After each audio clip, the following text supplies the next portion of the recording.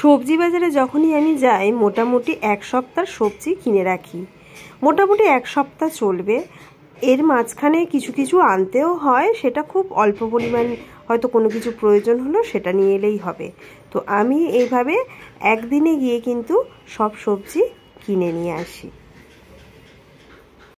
কাজ গুছিয়ে রাখার জন্য, যাতে করে রান্না করার সময় কম সময় লাগে। আমার যেহেতু ছোট বেবি আছে, তাই আমি কিন্তু সবজি মোটামুটি 2-3 দিনের জন্য কেটে রাখি।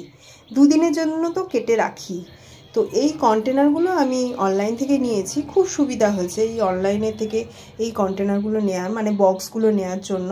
তো এই বক্সে আমি উচ্ছেটা ঠিক একটা কেটে রাখি না, কারণ এটা কাটতে সময় লাগে না, রান্না করতে করতেও কেটে নেওয়া যায়। তো বাকি সবজিগুলো আমি মোটামুটি কেটে রেখেছি এইভাবে।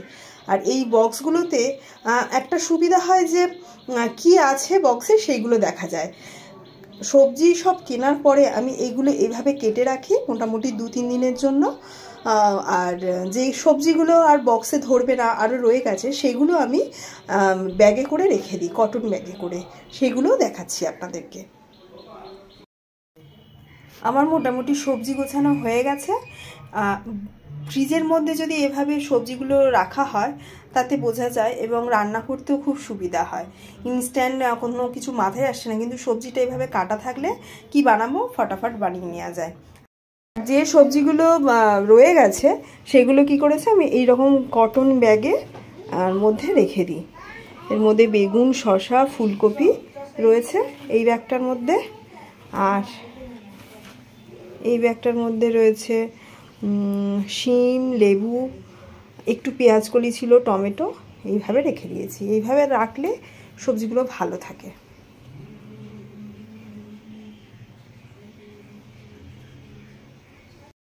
আমি ফ্রিজের মধ্যে এইভাবে সবজি রাখি। আপনারা কে কীভাবে রাখেন আমাকে একটু বলবেন, তাহলে আমিও দেখতে পারি, হয়তো কোনো আইডিয়াও পেতে পারি।